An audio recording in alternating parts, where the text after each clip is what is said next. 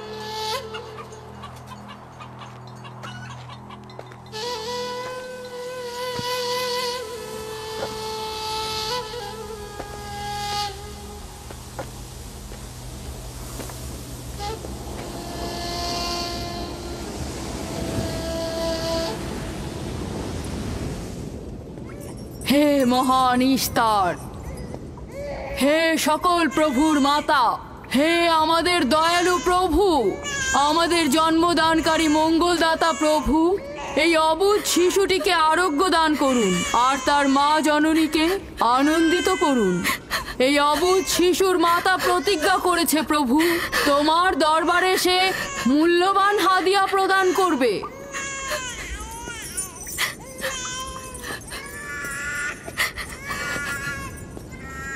আমি মহান ইস্তারের কাছে প্রার্থনা করেছি যেন তিনি তোমার সন্তানকে জীবিত রাখেন। তুমি এখন তোমার সন্তানকে নিয়ে যেতে পারো। তুমি তোমার সন্তানকে ঠিক সেভাবে মানুষ করবে যেন সে বড় হয়ে নিজেকে ইস্তারের সেবায় বিলিয়ে দিতে পারে। আপনিও মহান ইস্তারের কাছে আমি অনেক কৃতজ্ঞ। মহান ইস্তারের ওপর রহমত বর্ষিত হোক। আপনার ওই ইস্তারের মেহেরবানিতে আমার মৃত সন্তান জীবিত অবস্থায় ফিরে এসেছে। ইস্তার মহান, তার ওপর রহমত বর্ষিত হোক। ইস্তার মহান, তার ওপর রহমত বর্ষিত হোক। মহান ইস্তার, তার ওপর রহমত বর্ষিত হোক। ইস্তার মহান, ইস্তার মহান, তার ওপর রহমত বর্ষিত। এই বাচ্চাটির মতো আমাদের সন্তানও নিশ্চয়ই সেরে উঠবে, তাই না? ইস্তার খোদা দয়ালু ও শক্তিশালী, তিনি নিশ্চয়ই আমাদের বাচ্চাকে সাফা দেবেন। হ্যাঁ, আমারও তাই মনে হয়। চলো যাই। তোমাদের এ কি হলো? তোমরা তো নিজেরাই ফেরেশতার সেজদা পেয়েছো, আর এখন কিনা নিজেরাই নিজেদের সেজদা করছো। এই পৃথিবীর সৃষ্টির সকল কিছুই ইনসানকে তাসলিম করে, আর তোমরা কিনা প্রাণহীন নির্জীব পাথরকে তাসলিম করছো। এই শোনো, খবরদার বলছি, তুমি এসব বেহুদা কথাবার্তা বলে আমাদের খোদাকে অপমানিত করবে না। আমি এই কথাগুলো নিজে থেকে বলছি না, আমি খোদা কর্তৃক প্রেরিত কথাগুলো এই কিতাব থেকে বলছি। এটি হচ্ছে আসমানি সহি কিতাব, যা আমার দাদা ইব্রাহিম নবীর উপর নাজিল হয়েছিল। আমি তার দিনের অনুসারী এবং এই কিতাবের প্রচলন ও দাওয়াত প্রদানকারী। নিজে থেকে কিছু বলছি না। ওই আসমানি কিতাবে কি লেখা আছে আমাদের খোদাদেরকে অপমানিত করতে হবে? আমি অপমান করছি না, শুধু প্রশ্ন করছি। যদি জেনে থাকো তাহলে উত্তর দাও, আর যদি না জেনে থাকো তাহলে স্বীকার করো। তোমাদের জিজ্ঞাসা করছি, ওই মন্দিরে রাখা ইস্তারের মূর্তিগুলো কি তোমাদের প্রভু, নাকি তোমাদের তৈরি বস্তু? ইস্তার তোমাদের উপর প্রভাব বিস্তার করে নাকি তোমরা ইস্তারের উপর? ইস্তার তোমাদেরকে শাসন করে নাকি তোমরা ইস্তারকে? পাথরের তৈরি ইস্তার যদি দুর্বল ও অক্ষম হয়ে থাকে, তবে কি করে আমাদের বাচ্চাদেরকে সাফা দেয়? সত্যি কথা, আমরাও দেখেছি। হ্যাঁ, তার হাকিকাত আছে। ইস্তার তার সন্তানকে সাফা দিয়েছে, আমি দেখেছি। ওই প্রজ্ঞাবান যিনি তোমাদের আহাজারি শুনেছেন, তিনি তোমাদেরকে সাফা প্রদান করেছেন, না ইস্তার। যদিও তোমরা খোদা ছাড়া প্রার্থনা করেছো আর তিনি ছাড়া তোমরা সাহায্য চেয়েছো, কিন্তু তিনি সকল কিছু সম্বন্ধে অবগত আছেন, তাই তোমাদের আহাজারিতে তার রহমত বর্ষিত হয়েছে, তোমাদেরকে সে সাহায্য করেছেন। সাধারণ দৃষ্টিতে তোমরা ইস্তারকে দেখেছো, অন্তর্দৃষ্টিতে দেখোনি, তাই মূল সাফা প্রদানকারীকে চিনতে পারোনি। ইয়াকুবের কথার মূল অর্থটা আমি এখন বুঝতে পারছি। সে চাইছে যে আমরা আমাদের খোদাদেরকে বাদ দিয়ে তার খোদার ইবাদত করি। আমরা আমাদের খোদার অনেক কল্যাণকর কাজ দেখেছি, তোমার খোদার কি দেখছি? আমি তোমাদেরকে সকলের চাইতে ঊর্ধ্বে অবস্থিত খোদার দিকে আহ্বান করছি। তিনি সৃষ্টি সকল কিছুর চাইতে ঊর্ধ্বে। তাই নাকি? কি করে বুঝবো তোমার খোদা অন্যান্য সকল খোদার চাইতে ঊর্ধ্বে? তুমি আর তোমার খোদা ও ইস্তারের মন্দিরের ধর্মযাজকের মতো স্বর্ণরৌপ্য লুটে নিতে চাইছো না, তা কি করে বিশ্বাস করব? আমার বাস্তব অবস্থা হচ্ছে আমি গভর্নর লাবানের নিয়োজিত রাখাল। আমার কোনো কিছুই নেই, আর কোনো কিছুর জন্য আমি কারো কাছে প্রতিদানও চাইনি। তোমরা কি আমাকে আমার কাজ অন্বেষণ না রাখালি করা ছাড়া আর কিছু করতে দেখেছো? দেখেনি জন্য কি এখন আমাদের দেখতে হবে? তুমি হয়তো সুযোগের অভাবে ভালো আছো, নয়তো তুমিও কোনো অংশে কম যেতে না। তোমরা সবাই একই রকম। ধর্মকে তোমরা মুখোশ বানিয়ে নিজেদের আখের গুছিয়ে নাও, সহজ সরল মানুষদের ঠকিয়ে তাদের সম্পদের রাজা হও। তোমার কষ্ট বুঝতে পারছি। তোমার সন্তান মৃত্যুর কোলে ঢলে পড়েছে, অথচ কেউ তাকে সাহায্য করতে এগিয়ে আসেনি। না ইস্তার জাদুকর, না ওই মন্দিরের খোদা ইস্তার। তাই সকল খোদাকে দোষারোপ করার অধিকার হয়তো তোমার আছে। মন্দিরের অক্ষম ইস্তারের সঙ্গে আমার কোনো কাজ নেই। আমার কথা তোমার না দেখা প্রভুর সঙ্গে। আমরা অনেক ধৈর্য ধরেছি আর অনেক কষ্টও করেছি। এখন আর কোনো নতুন খোদাদের ধৈর্য ধরার মতো অবস্থা আমাদের নেই। আমাদের ধর্মযাজক আসছে, ফারাজ তার কথার শাস্তি পাবে। পালাও ফারিস, তুমি পালাও। ওইদিকে পালিয়েছে। ওইদিকে যাও, ওকে বন্দি করে নিয়ে এসো। দেখো যেন পালিয়ে না যায়। ওকে ছেড়ে দিন, যে ওকে করে মাফ হোক ওকে দিন, ধরে নিয়ে ফিরবে। ওকে ছেড়ে দিন, ওকে মাফ করে দিন।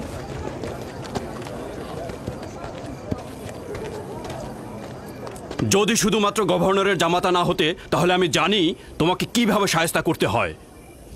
মন্দিরের কোনো প্রতিনিধির সাথে আমার কোনো কাজ নেই। তোমরা সবাই চলে যাও। ইয়াকুবের কুফরি কথায় তোমরা কেউ কান দেবে না, আর কেউ বিশ্বাস করবে না।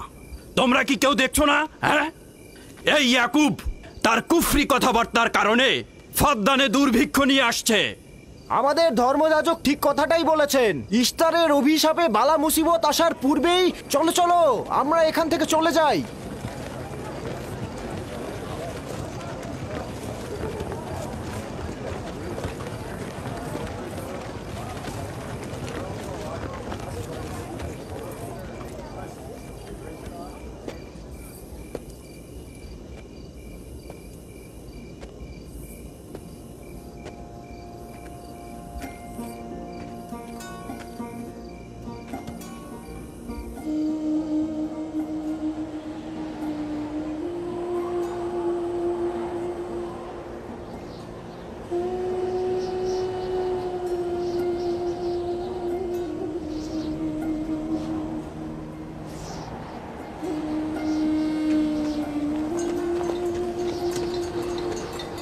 যদি খুব শীঘ্রই বৃষ্টিপাত না হয়, তাহলে ফাদ্দানবাসীর সকল ফসল নষ্ট হয়ে যাবে।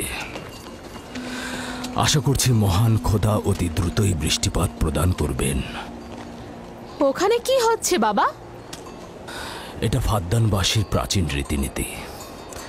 এখানে ইস্তার নিয়ে কেউ কটু কথা বললে তাকে আগুনে নিক্ষেপ করে হত্যা করা হয়। বিচার করা হয় না সে সত্য বলেছে কিনা।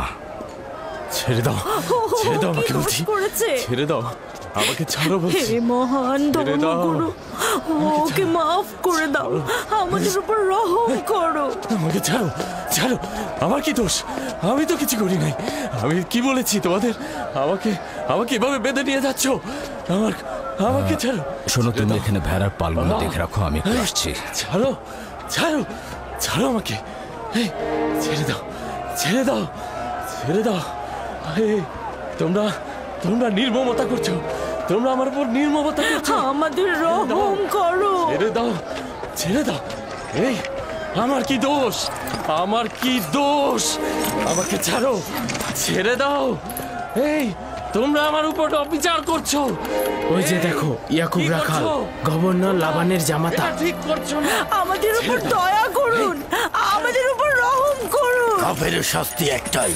ফাদ্দানবাসী, তোমরা যে এগিয়ে রাখো, তোমরা অবশ্যই শাস্তি পাওয়া উচিত। একদম ঠিক না, আমার উপর অবিচার হচ্ছে।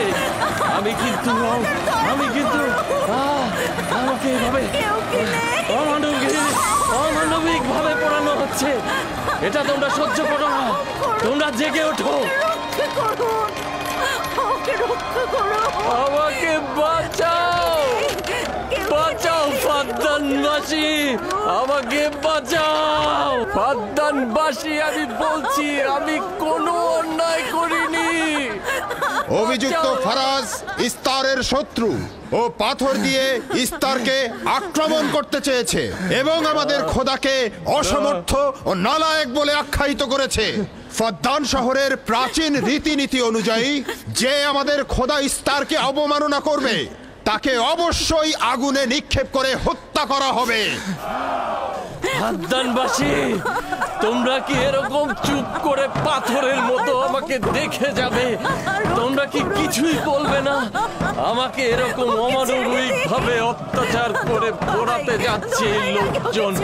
তোমরা কি কিছুই বেচারা ফারাজ, তোমরা কি নিশ্চুপ হয়ে সারা জীবন দেখে যাবে? ফাদ্দানবাসী, রক্ষা করো আমাকে, কেউ তো এগো। একদিন আমার মতো তোমাদের কেউ এভাবে পুড়িয়ে ফেলবে ওরা। তোমরা চুপ করে থেকো না, তোমরা এভাবে আমাকে মেরো না, আমার প্রাণ ভিক্ষা দাও, আমাকে এভাবে মেরো না। বেহুদা কান্নাকাটি করো না, হয়তো রক্তের মূল্য পরিশোধ করো, নয়তো আগুনে পুড়বার জন্য প্রস্তুত হও। তাকে আগুনে ফেলো না, এভাবে পুড়িয়ে মেরো না, করো, আমাকে প্রাণ ভিক্ষা দাও, ওকে ছেড়ে দাও। হে ফাদ্দানের জনগণ, আমাকে মেরো না। আমি একটা কথা জানতে চাই, তার রক্তের মূল্য কত? মূল্য কি তুমি পরিশোধ করবে? না, ও নিজেই তো ইস্তারের শত্রু।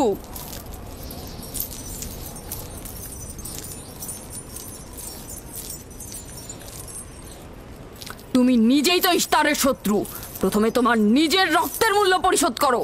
তাহলে আমাকে বন্দি করছো না কেন? বন্দি করো। অগ্নিপিণ্ডের মধ্যে নিক্ষিপ্ত হওয়া তো আমাদের বংশের প্রাচীন ঐতিহ্য। আমার দাদা ইব্রাহিম, উনিও তো একবার নমরুদের আদেশে অগ্নিপিণ্ডের মধ্যে নিক্ষিপ্ত হয়েছিলেন।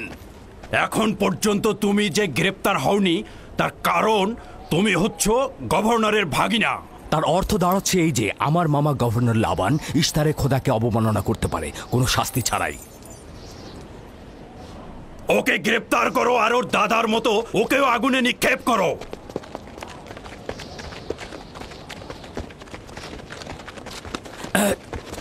ছেড়ে দাও, আমার প্রশ্নের উত্তর দাও, ছেড়ে দাও আমাকে। এখানে কি হচ্ছে এসব?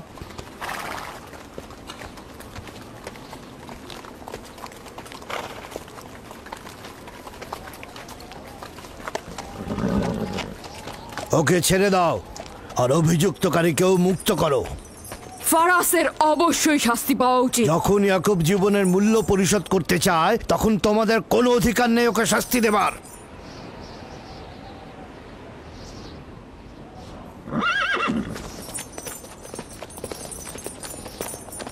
তাকে মুক্ত করে দিন।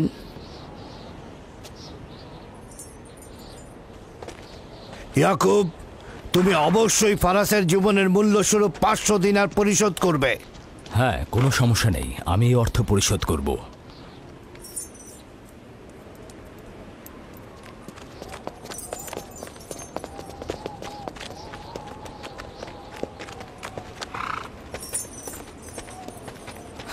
খোদা তাআলা আমার দয়ালু মামাকে হেফাজত করুক। ইয়াকুব, আমি তোমাকে কতক্ষণ এরকম বিপদ থেকে বাঁচাতে চোখে চোখে রাখবো?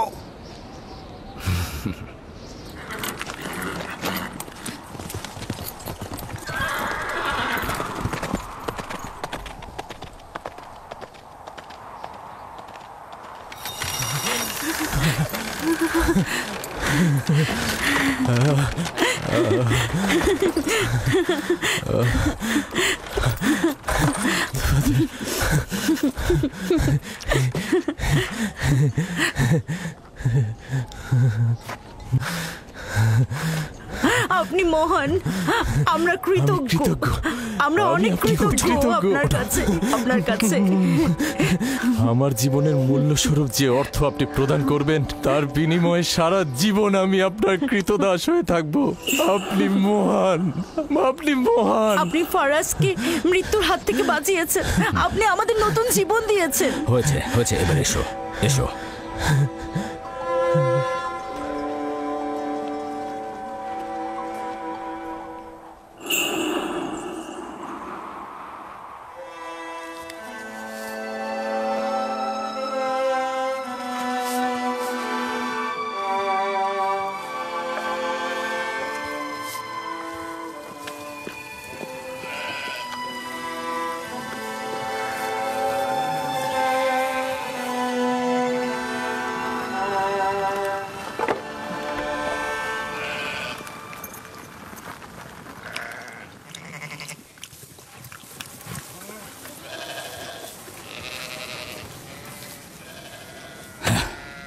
লোকটি আসলেই খুব ভালো, আসার পর থেকে শুধু কাজই করে যাচ্ছে। হ্যাঁ, বছরের পর বছর ইস্তার, ফাদ্দান ও ব্যাবলের লোকজনকে অন্যায়ভাবে কোরবানি দিয়ে আসছে। আজ তোমার পিতার জন্য আমি ও ফারাজ বেঁচে গেছি। আপনি ওর জীবন বাঁচিয়েছেন বলেই ও ইস্তার পূজা ছেড়ে এক খোদার ইবাদতে মশগুল হয়েছে। হ্যাঁ, তা হয়েছে রাহেলা। আসলে যখন সে মৃত্যুর হাত থেকে রক্ষা পেয়েছে তখনই এক খোদায় বিশ্বাস এনেছে। আমাদের মুসাফির কখন পৌঁছবে? খুব শীঘ্রই হে খোদার নবী, বেশি দিন বাকি নেই। বছরের পর বছর তোমার সন্তানের প্রতীক্ষায় রয়েছি। যদি খোদা চায় তো খুব শীঘ্রই এই প্রতীক্ষার অবসান ঘটবে।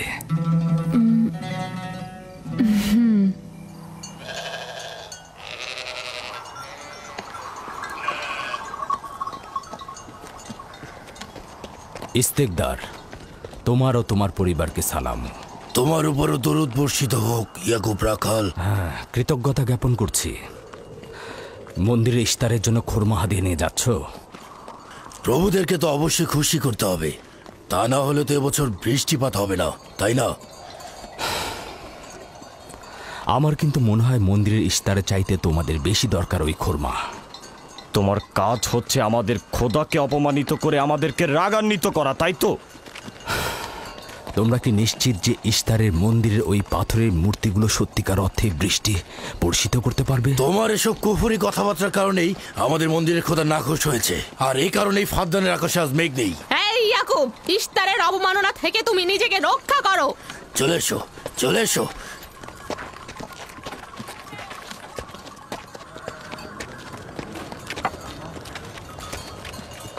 এটা তোমাদের কেমন বিবেচনা? তোমরা শক্তিশালী ও দয়ালু এক খোদাকে রেখে নির্জীব পাথরের উপাসনা করছো।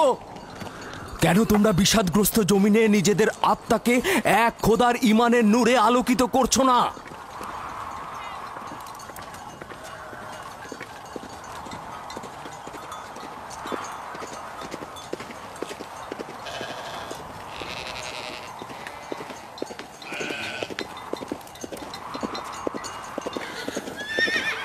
হে মহান ইস্তার ইলাহি, তোমার ফলপ্রসূ এই মন্দিরখানা তোমার শত্রুদের রক্ত দ্বারা পবিত্র করব। শুষ্ক মৌসুমকে এই অঞ্চল থেকে দূর করে দাও, তোমার রহমতের বৃষ্টি বর্ষণ করো। হে মহান ইস্তার ইলাহি, তোমার এই ফলপ্রসূ মন্দিরকে তোমার শত্রুদের রক্ত দ্বারা পবিত্র করব। হে মহান ইস্তার ইলাহি, এই অঞ্চলের শুষ্ক মৌসুমকে তুমি দূর করে দাও, তোমার রহমতের বৃষ্টি বর্ষণ করো। হে মহান ইস্তার ইলাহি, আমাদের খোদাকে অবজ্ঞা করেছে, বৃষ্টি বর্ষণ করো। হে ইস্তেকদারের সাথে মন্দিরে ঢোকার সময় কথা বলেছে, তোমার আমিও দূর থেকে দেখেছি। বর্ষণ করো। হে মহান ইস্তার ইলাহি, ইয়াকুব হাত গুটিয়ে বসে থাকবে না। করো, তোমার দুশমনদের ধ্বংস করো, আর ফারদানের জনগণের উপর রহমতের বৃষ্টি বর্ষণ করো।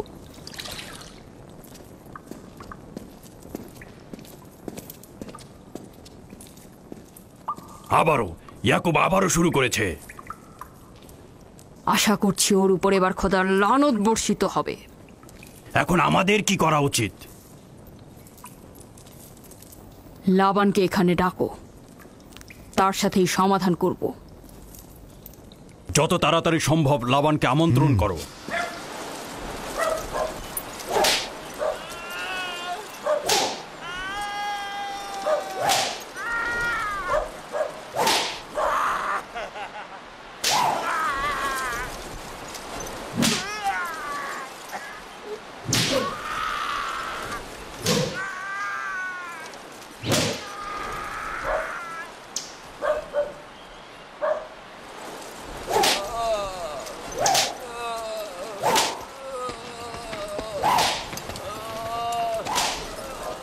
জনাবে আলী, ইস্তার মন্দিরের মহান ধর্মগুরু আপনাকে সাক্ষাতের জন্য আমন্ত্রণ জানিয়েছেন।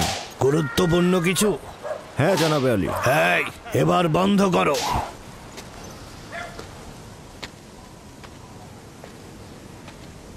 তুমি যদি আবারও চুরি করেছো তাহলে তোর আর আঘাতে আর জীবিত ফিরবে না। আমি কথা দিচ্ছি এমন ভুল আর কখনো হবে না। ছেড়ে দাও একে। এসো।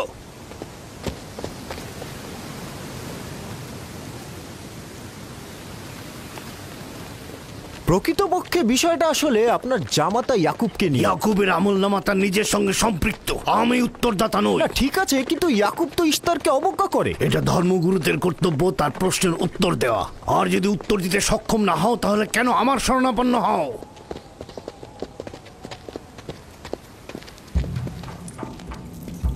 খোদার চাইতেও বড় খোদা মহান ইস্তার রাগান্বিত হয়েছেন। আমি দুর্ভিক্ষ দেখতে পাচ্ছি, যা ফারদানের জনগণের জন্য শুষ্ক মৌসুম আর মৃত্যুর কারণ হতে যাচ্ছে। জনাবে আলী, আপনি একটু অপেক্ষা করুন, আমি ধর্মগুরুকে খবর দিচ্ছি। মহান ইস্তারকে সে রাগান্বিত করেছে। এই অপমান ইস্তার সহ্য করতে পারছেন না। কেউ একজন ইস্তারকে খেপিয়ে তুলেছে। যে মহান খোদাকে অপমান করেছে সে দ্রুতই শাস্তি পাবে। মহান ইস্তার তার বলি চাচ্ছেন। লাবান, কেন তোমার ভাগিনে ইয়াকুবের কুফরি বন্ধ করছো না? তোমরা তো ব্যাবিলনের জনগণের ইমানের মালিক। তার প্রশ্নের জবাব দিয়ে দাও। আমি তো গভর্নর, ধর্মগুরু নই। কিন্তু সে তোমার ভাগিনা এবং তোমার কন্যাদের স্বামী। আমি ফারদানের শান্তি আর নিরাপত্তায় নিয়োজিত। আমার ভাগিনার কার্যাবলী দেখার জন্য নয়। এই কারণেই তাকে শান্ত করতে হবে। সে ফারদানের শান্তি নষ্ট করছে। ফারদানের শান্তি ফিরিয়ে আনতে হবে। তা না হলে অতি দ্রুত ফারদানের বুকে দুর্ভিক্ষ নেমে আসবে, আর এটার দায়ভার সম্পূর্ণ ইয়াকুবের। কি করে করি বলো? ইয়াকুব এখানে ভেড়া রক্ষণাবেক্ষণের প্রধান ব্যক্তি, অর্থনৈতিক চালিকা শক্তিও বটে। আর ও কিনা হয়ে গেল এখানকার বদখদের প্রধান কারণ। হ্যাঁ, কারণ ও এখনো ইস্তারের কুফরি করেই যাচ্ছে। ইয়াকুব তো ব্যাবিলনের খোদাদের উপর ঈমান আনেনি, কিন্তু তারা তো কিছু বলেনি। ব্যাবিলনের খোদাদের প্রতি ঈমান না আনলেও তাদেরকে কখনো অবজ্ঞা করে কথা বলেনি। কিন্তু এখানে তো সে মহান ইস্তারকে অবমাননা করেই চলেছে। তুমি অবশ্যই তাকে শান্ত করবে। অবমাননা করে? অবশ্যই করে। তুমি কি কখনো ভেবে দেখেছো যে ব্যাবিলন রাজ্য কেন তোমাকে নিয়োজিত করেছে? তাহলে এটাও জেনে রাখো কেন আমাকে গভর্নর নিয়োগ করা হয়েছে। উত্তম হলো এটা জানা যে আমি ব্যাবিলন থেকে ফরমান গ্রহণ করি, না তোমাদের থেকে, না তোমাদের ইস্তার থেকে। যদি ইস্তারের মন্দিরের ধর্মগুরু বাবেল এই কথাগুলো তুলে ধরেন তবে কোনো অসুবিধা নেই তো?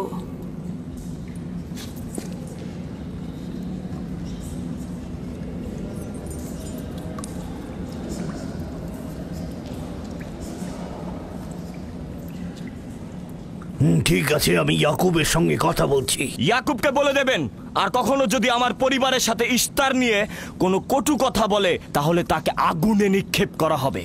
কুকুরের ছানা তার বাবা মার কাছে ঘেউ ঘেউ শেখার আগে নেকড়ের কাছে ছিন্ন ভিন্ন হয়ে যায়। তোমার নিজের জবানের হেফাজত করো। এবারের মতো ক্ষমা করে দিচ্ছি, পরের বার কিন্তু করব না।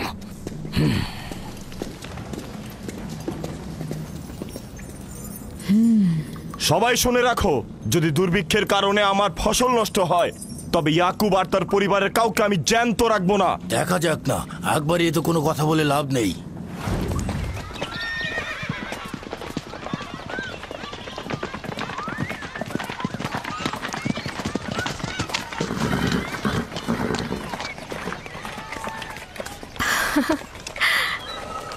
আব্বাজান এসেছেন।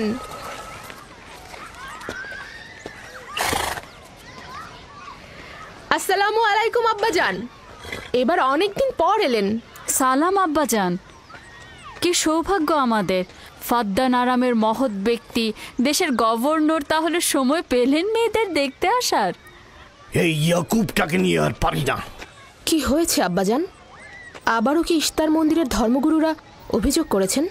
তার মানে ফারদানের এইসব দাঙ্গা হাঙ্গামা ধর্মগুরুদের ষড়যন্ত্র।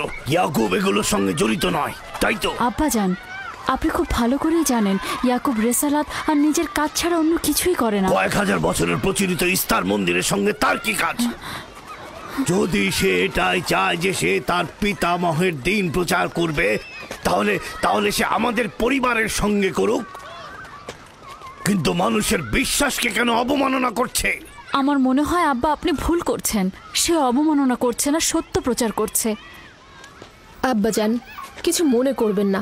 ইয়াকুব আসলে এক খোদার প্রতিনিধি হয়ে তার নিয়মকানুন সম্পর্কে জনগণকে সচেতন করে তুলছেন, যেটা তার কর্তব্য বলে মনে করছেন। যেরকম আপনার কর্তব্য ফাদ্দানের জনগণের নিরাপত্তা প্রদান করা। তোমরা তার মতো কঠোর ও বেপরোয়া হয়েছ। আমি যদি চাই দায়িত্ব পালন করতে, তাহলে তোমরা মরুভূমিতে ভবঘুরে হয়ে ঘুরবে। আব্বাজান, আমি আর আমার বোন লিয়া আমাদের স্বামীর দিনে অটল আছি, তাই এক খোদার আইন বাস্তবায়নে আমরা তাকে সাহায্য করেই যাব। তোমরা সবাই দেওয়ানা হয়ে গেছো। তোমরা কেউ আমার অবস্থার কথা চিন্তা করছো না। তোমরা কি জানো, ব্যাবিলনের ধর্মগুরু যদি জানতে পারে আমার ভাগিনা ইস্তারের বিরুদ্ধে অপপ্রচার চালাচ্ছে, তাহলে আমার কি অবস্থা হবে ভাবো। আমি তখন কতটা বিপদে পড়বো। ইয়াকুবের খোদার শক্তি ওই বাবেলের মন্দিরের ইস্তারের থেকে অনেক বেশি। আব্বাজান, আমাদের উচিত হচ্ছে আমাদের নিজেদের খোদাকে ভয় করা, ওই পাথরের খোদাকে নয়। আমার না তার খোদার সঙ্গে কোনো কাজ রয়েছে, না এদের খোদা। শুধু বলবো ইয়াকুবের কোনো অধিকার নেই ফাদ্দানের লোকের কাছে আমার অবস্থান নড়বড় করে দেয়া। কি হয়েছে রাহেলা? রাহেলা, রাহেলা, কি হয়েছে রাহেলা?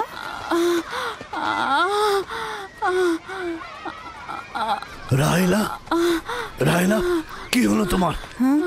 এমন করছো কেন? আলহামদুলিল্লাহ, মনে হয় সময় হয়ে গেছে। যাও, ধাত্রীকে খবর পাঠাও। আচ্ছা আচ্ছা, যাও। চলো আমরা সবাই মিলে ওকে ঘরে নিয়ে যাই। হ্যাঁ চলো, চলো, চলো ঘরে নিয়ে যাই ওকে। আস্তে আস্তে। পলাশ, বলুন জনাব। যাও, তুমি মরুভূমিতে যাও, ইয়াকুবকে বলো এখনই যেন চলে আসে। খুবই দ্রুত যাও। জি আচ্ছা। আমার ঘোড়াটা নিয়ে যাও।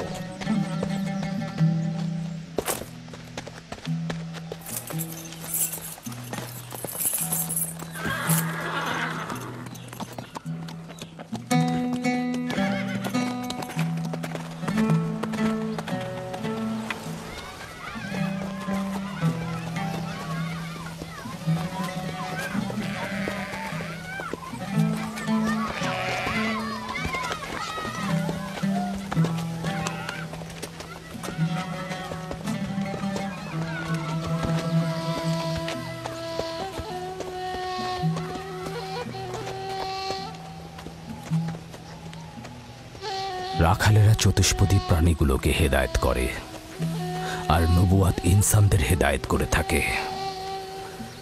সম্ভবত এ কারণেই অধিকাংশ নবী রাখাল ছিলেন। আমি ইসরায়েল ভেড়াগুলোর সঙ্গে আমার সন্তানদেরও মরুভূমিতে নিয়ে এসেছি, যাতে তারা হেদায়েত গ্রহণ শিখতে পারে। আমার সন্তান বনি ইসরায়েলেরা কেন ক্ষমতা ও পেশি শক্তিকে মূল দণ্ড হিসেবে মনে করছে? আমি তো তাদেরকে পেশি শক্তি বা জোর করে চাপিয়ে দেওয়া কোনো কিছু শিক্ষা দেইনি। তোমরা কি শুরু করলে? তোমরা কি শুরু করলে? ওঠো, ওঠো, শামুন, ওঠো। আমার উত্তরাধিকারী ও পরিবারের প্রধান সেই হবে যে খোদাকে সবচাইতে বেশি ভালোবাসবে। ইব্রাহিম ও ইসহাক ছিলেন সর্বোৎকৃষ্ট। তার মানে এই নয় যে তারা অধিক শক্তিশালী ছিলেন। শক্তি দিয়ে সবকিছু জয় করা যায় না।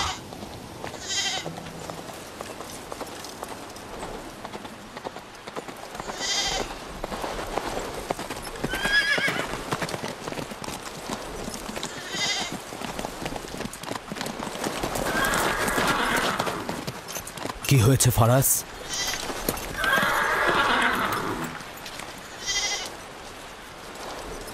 তোমরা ভেড়াগুলোকে নিয়ে আসো।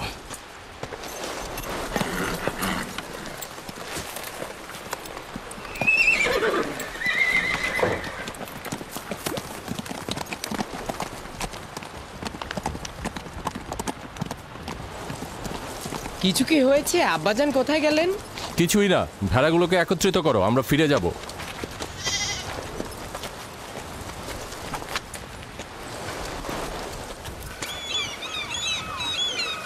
বেল, হ্যাঁ, রাহেল তো তোমার সতীন। রাহেলের সঙ্গে তোমার অনেক ভালো সম্পর্ক দেখছি। ওই সন্তান না থাকায় ভালো সম্পর্কটা ছিল। রাহেলের সাথে ভালো সম্পর্ক ছিল, ওই ইয়াকুবের সাথেও ভালো সম্পর্কটা ছিল। আমার সন্তান নেই, তার সন্তান হচ্ছে, ভালো সম্পর্কটা থাকে কি করে? এমন ভাবে বলছো কেন? রাহেল আর ইয়াকুব তো ইনসান হিসেবে খুবই ভালো। হ্যাঁ, কিন্তু ইয়াকুব তো রাহেলকে অনেক বেশি ভালোবাসে। আর যেহেতু এখন তার সন্তান হচ্ছে, তার স্থান তো সব স্ত্রীর থেকে উপরেই হবে, তাই না? ইয়াকুবের কয়টা স্ত্রী? 4 জন, আমি, লিয়া, জুলফা ও রাহেলা। এই বাদ দাও তো এসব, তাড়াতাড়ি চলো, না হলে শব্দ শেষে আবার আমার ঘাড়েই পড়বে। আরে আমি তো জানি ইয়াকুব বড় ন্যায়পরায়ণ আর মেহেরবান। সকল হিংসা ভুলে একটু ভালোবাসাটাকে বাড়াও, দেখবে সেও তোমাকে খুব ভালোবাসবে। আর ও তো খুব ভালো মানুষ। জনাবে আলী লাবান, আপনার ওপর শান্তি বর্ষিত হোক। ভালো পুরস্কার পেতে যাচ্ছ, কিন্তু রাহেল আর তার সন্তানকে সুস্থ চাই। চিন্তা করবেন না, আমি অনেক অভিজ্ঞ ধাত্রী।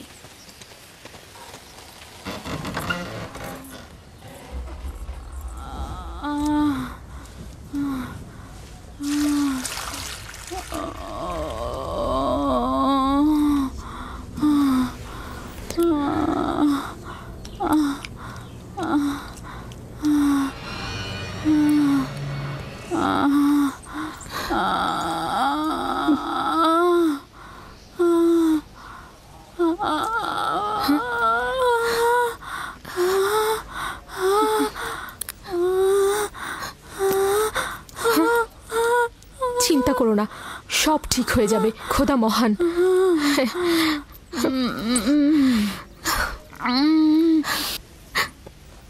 রাহেল, রাহেল, রাহেল, এই যে রাহেল, কি হলো?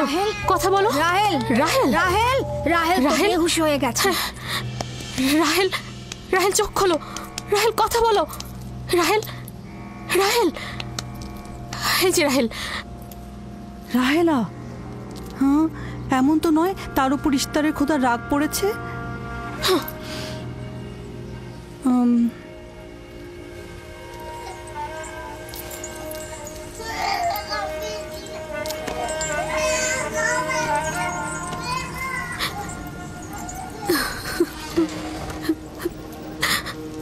ওকে রাখো।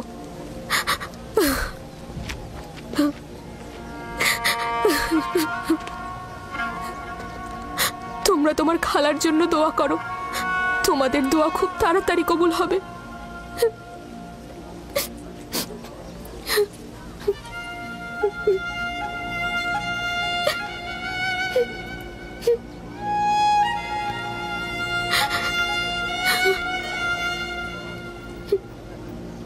তোমরা কাজ করছো না কেন?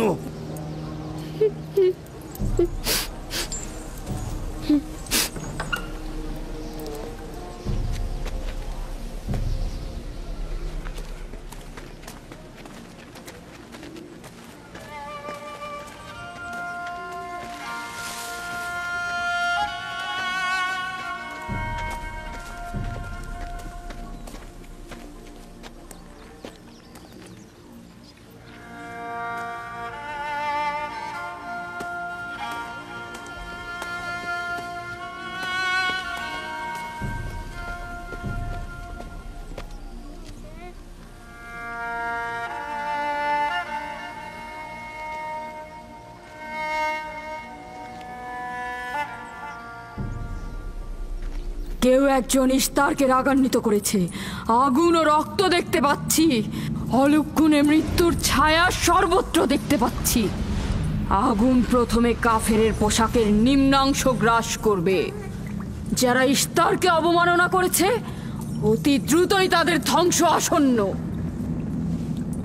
হ্যাঁ, ইস্তার তাকে ক্ষমা করবে না, অতি দ্রুতই সে তার শাস্তি পাবে। আমার মনে হয় ওরা ইস্তারের অভিশাপের ফল ভোগ করছে। ইয়াকুব তো সব সময় ইস্তারকে অবজ্ঞা করে কথা বলে। হ্যাঁ, ইশতার বলেছিল কুফরিকারী কাফের তার রোশানল থেকে রক্ষা পাবে না। ইয়াকুব তো ইশতার আর তার খোদাকে নিয়ে কত বেহুদা কথা বলেছে, মনে হচ্ছে তারই ফল ভোগ করছে।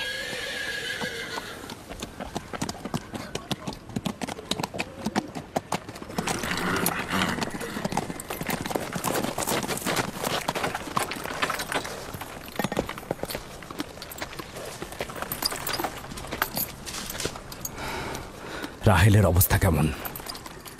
আমি কিছু বলতে পারছি না।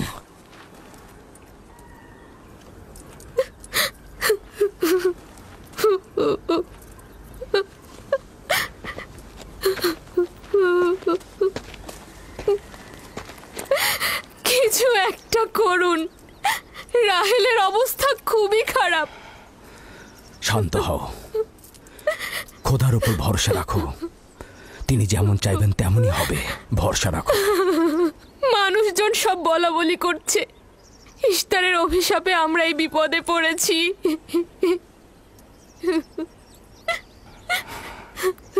খুব ভালো, এবার দেখা যাক রাহেল ও তার সন্তানের খোদা সবচাইতে বেশি শক্তিশালী নাকি ওই ইশতারে খোদা। খোদা রহম করো। তোমরা রাহেলের দিকে লক্ষ্য রেখো, আমি একটু আসছি। কোথায় যাচ্ছেন? আমাদের এই অবস্থায় ফেলে যাবেন না। শান্ত থাকো, আমার একাকিত্বের প্রয়োজন। তুমি খোদার সঙ্গে যা করার করো, আমি হাত পা গুটিয়ে বসে থাকতে পারবো না। আমি অবশ্যই হেকিমি চিকিৎসার ব্যবস্থা করব। আমি চিকিৎসকের নিকটে যাচ্ছি, প্রকৃত চিকিৎসক।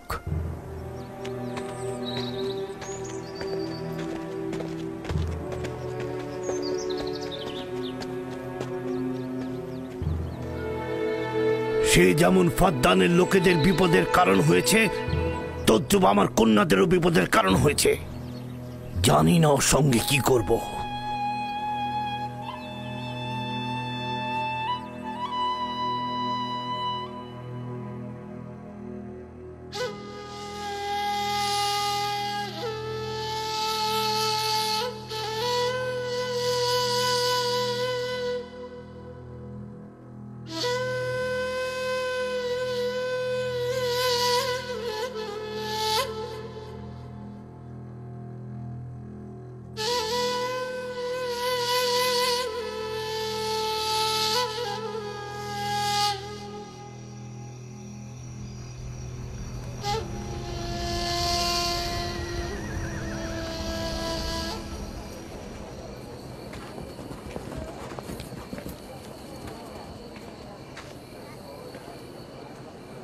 কেন যে ইশতার মাতাকে ডেকে আনছে না, সে তো সবচেয়ে বড় ধাত্রী। হ্যাঁ, তারা বলছি। জনাব লাবান, ইশতারের কাছে লোক পাঠান। ধাত্রী হিসেবে সে কিন্তু সবচাইতে ভালো।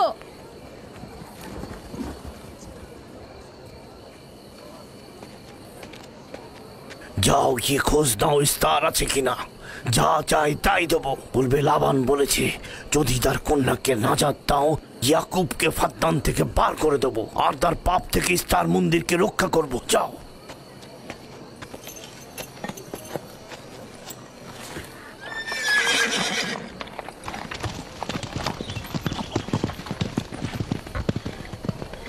ইয়াকুব ইশতারের খোদাকে অপমান করেছে। ইশতারকে অবমাননা করার শাস্তি এইরকমই হয়। তোমাদের চেঁচামেচি বন্ধ করো।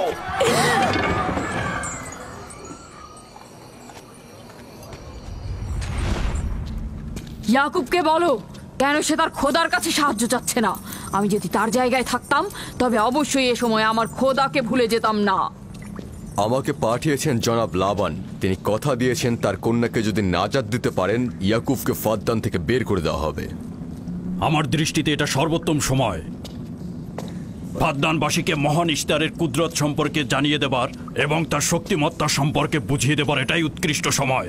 যদি রাহেলাকে বাঁচাতে পারো তাহলে তোমাদের উপর ফাদ্দানবাসীর ঈমান বৃদ্ধি পাবে। এখানে স্বর্ণরৌপ্যের ভান্ডার হবে। রাহেলের মৃত্যুও একই পরিণাম নিয়ে আসবে। বাদ দাও, মরে যাক। খুব ভালো, যাও এই কথাই গিয়ে বলো রাহেলের মৃত্যু ইশতারের অভিশাপের ফল। একক খোদার ইবাদত করা এবং ইশতারকে দেখেও না দেখার ভান করার এমনটাই ফল। যদি এমনটা হতো, রাহেল ও তার সন্তানের মৃত্যুর পর আকাশ থেকে বৃষ্টি বর্ষিত হচ্ছে,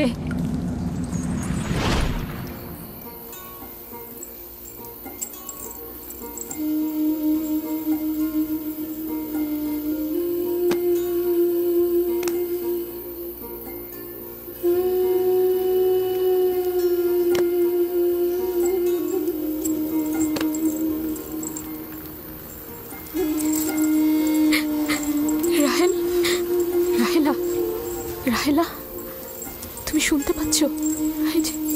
রাহেল, কি করছো এসব? আরে ধোঁয়া দিয়ে জ্ঞান ফেরাতে হবে, তাহলে মা বাচ্চা মারা পড়বে। এই ধোঁয়া তাকে মেরে ফেলবে, সুস্থ করবে না।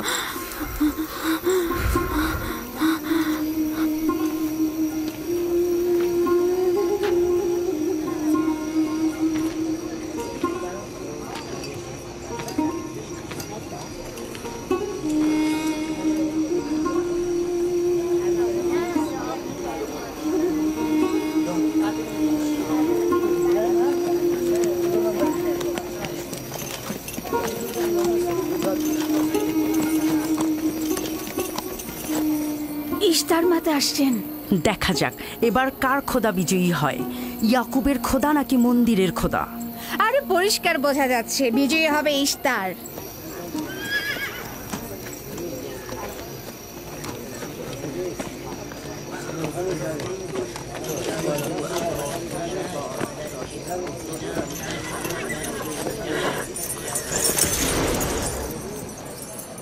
লাবান, আমার কথায় কষ্ট পেয়েছো তাই না?